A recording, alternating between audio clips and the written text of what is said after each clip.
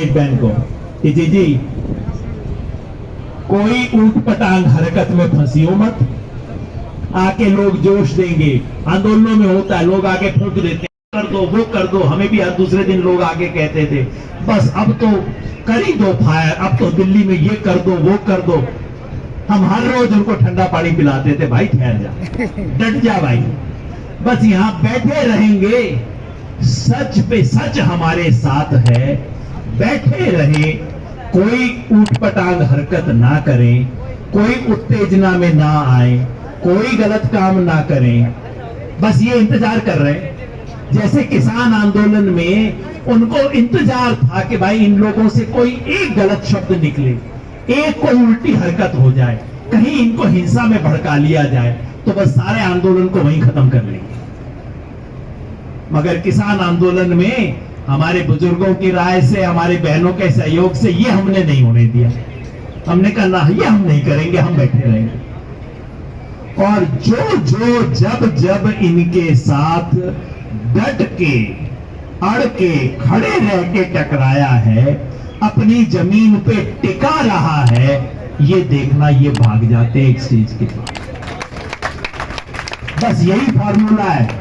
कुश्ती के दाव पेच होते हैं ना कई तरह के, मैं तो भाई जानता ना, जिंदगी में कभी की ना मैंने तो कुश्ती, लेकिन ये सिंपल दाव पेच है, टिके रहो और आप टिके रहो, अपनी तरफ से कुछ ना करो, सच आपके साथ है। एक दिन ये आपको सड़क पे दौड़ते हुए दिखाई देंगे, भागते हुए दिखाई देंगे। तो मैं ज्यादा लंबी बात ना करूंगा, आप सबको मैं फिर धन्यवाद देना चाहता हूं। मैंने बार बार कहा है कि पिछले 9 साल में इस देश में विपक्ष जो है वो संसद में नहीं सड़क पे रहा है। सड़क से जो बात संसद में होनी चाहिए थी, दुर्भाग्य से वो बातें नहीं होती संसद में, आजकल तो माइक ही ऑफ कर देते। जो सच की आवाज है वो इस देश में सड़क से बुलंद हुई है, और ये एक और नमूना है, ये सच की आवाज। झूठ को ऊपर से प्रश्रय दिया जा रहा है। मैंने एक लेख लिखा था सिर्फ ये पूछते हुए कि प्रधानमंत्री चुप क्यों है। ये प्रधानमंत्री की चुप्पी मुझे समझ नहीं आती। तमाम चीजों पे प्रधानमंत्री बोलते हैं, ऊंचा ऊंचा बोलते हैं, पता नहीं कितना बोलते हैं, जहां ना बोलना चाहिए वहां भी बोलते हैं, जो बात ना बोलनी चाहिए वो बोलते हैं। और ये साधारण सी बात कि भाई हमारे देश की मान सम्मान मर्यादा के प्रति, हमारे देश के गौरव के प्रति इन बच्चियों के साथ अन्याय हुआ है, सच्ची जांच करवाऊंगा, और जांच में पकड़ा गया तो छोड़ूंगा नहीं, तब तक भैया तू उतर जा। अच्छा, जो आदमी है खुद अपने मुंह से बोल रहा है, ये ब्रजभूषण अपने मुंह से कह रहा है प्रधानमंत्री एक बार बोलते तो मैं उतर जाऊंगा, तो भाई अब क्या दिक्कत है? तो क्या दिक्कत, वो खुद बोल रहा है। ऐसा नहीं कि कोई रेसलिंग फेडरेशन है, सरकार से स्वतंत्र है, मैं क्या कर सकता हूं, ऐसा कोई मामला नहीं है, बंदा खुद बोल रहा है। एक बार प्रधानमंत्री इशारा करते मैं छोड़ दूंगा, मतलब इशारा नहीं आ रहा, या कि इशारा करने वाले को इशारा हो चुका है, कहीं आंखों आंखों में इशारा हो चुका है कि तू चिंता ना कर, देखी जाएगी, कोई नहीं बेटा तेरे साथ है। या मजबूर है भाई, देश के, दुनिया के सबसे बड़े, सबसे मजबूत नेता यही कहते हैं ना, इतना मजबूत है जी मोदी, तो भाई इतना मजबूत है कि एक छोटे से गुंडे के सामने नहीं टिक सकता। भाई कैसी मजबूती है भाई। अखबारों में रिपोर्ट आती है, इनका वहां पे जनाधार है, इनका फला जाति से सपोर्ट है, अगर ये नहीं रहेंगे तो फला जाति के वोट इनसे कट जाएंगे। तो भाई राजनीति यहां नहीं हो रही, राजनीति तो वहां हो रही है।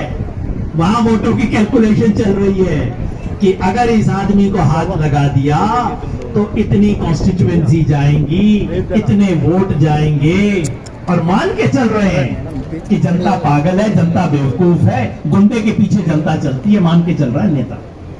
तो इतने मजबूत नेता है कि एक गुंडे के सामने असहाय है, इतने दूरदृष्टि वाले हैं कि मान के चलते हैं कि जनता गुंडे के पीछे चलेगी, या कि नेताजी को फर्क नहीं पड़ता, या कि नेताजी को खुद लगता है कि औरत है, कर दिया, क्या फर्क पड़ता है? क्या ऐसा मामला है? ओ भाई बैठ जाए। ये देश सवाल पूछ रहा है, मेरे पास इसका उत्तर नहीं है सब सवाल का, लेकिन आज ये देश सवाल पूछ रहा है। बेटी बचाओ के नारा देने वालों से सवाल पूछ रहा है, क्या आप गंभीर हो, या आप कहीं ना कहीं इन चीजों को शय दे रहे हो, या कि आप मजबूर हो? अगर इन तीनों में से कुछ भी हो तो आपको प्रधानमंत्री बने रहने का अधिकार नहीं है। तो और लंबी बात मैं नहीं कहूंगा, बस सिर्फ इतना ही कि यह आंदोलन एक बार फिर मिसाल बना इस देश के अंदर जनता के प्रतिरोध की। इस देश में आप कुछ भी कर लो, आपके पास मीडिया है, आपके पास पैसा है, आपके पास सत्ता है, आपके पास पुलिस है, आपके पास ईडी है, आपके पास आईटी है, लेकिन इस देश की जनता के पास आत्मा है, और वो आत्मा नहीं मरती। सब कुछ कर लो, आत्मा इस देश की जनता की जागी हुई है। अंत में कुछ भी कर लो, देश की जनता को पता लग जाता है या गलत कर रहा है, ये तो गलत काम है। बाकी ठीक है, टीवी से उसकी आंख में आप खुद झोंक लो, वो हो जाता है, पागल भी हो जाती है बीच बीच में जनता, लेकिन आखिर में जनता की आत्मा कहती है ना, ये तो गलत काम है। और आज इस देश की आत्मा का प्रतीक ये धरना बन चुका है। हमें सबको यहाँ इसके साथ डटे रहना है, किसी तरह की कोई उत्तेजना नहीं करनी, किसी को उकसाना नहीं है, हमारे साथियों पे दबाव नहीं डालना है कि अब ये कर लो, अब वो कर लो ना, डटे रहो बस, और कुछ ना करो, डटे रहो। ये संख्या जो है बढ़ती जाएगी और बढ़ती जाएगी, और एक दिन घुटना तो टेकेंगे। मैं किसान आंदोलन में बात कहा करता था, आखिरी 4 महीने मेरे सारे साथी बैठे हैं, याद होगा आपको। मैं कहता था मोदी जी आपके पास 2 ही रास्ते हैं, या तो सस्ता सौदा कर लो या महंगा करके सौदा कर लो। सस्ता नहीं किया उन्होंने, बड़ा महंगा करके सौदा किया। यहां पे भी पहले दिन मान जाते तो यहां बैठे हुए कम से कम आधे लोग कहते यार देखो कितना अच्छा प्रधानमंत्री है, गलत बात हुई, देखो एक आदमी को सीधा उसने टाइट कर दिया। फायदे का सौदा हो जाता मोदी जी के लिए, 5वें 7वें दिन कर लेते तो सस्ता सौदा हो जाता, पर मोदी जी को शौक है महंगा सौदा करवा के मांगते हैं। तो चलिए आप और महंगा करवा लो मोदी जी, हम यहाँ टिके हुए हैं, आप देख लो कितना महंगा सौदा करवा के मानोगे, तभी हम जाएंगे, लड़ेंगे और जीतेंगे, लड़ेंगे लड़ेंगे लड़ेंगे जीतेंगे। भारत माता की, भारत माता की। धन्यवाद साथियों, भाई बैठ जाओ।